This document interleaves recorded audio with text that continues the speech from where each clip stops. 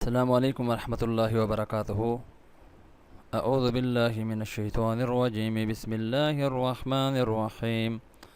محترم سامعین، میں امید کرتا ہوں آپ سب خیریت سے ہوں گے۔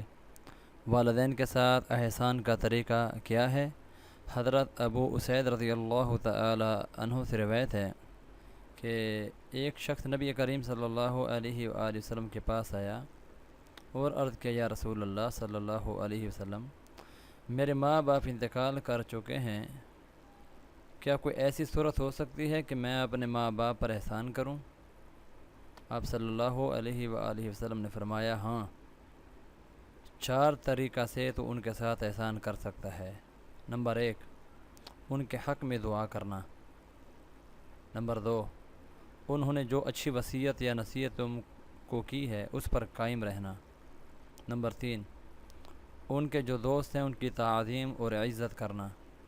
نمبر 4، جو ان کا خاص قرابت والا ہے اس کے ساتھ محبت اور میل جول رکھنا۔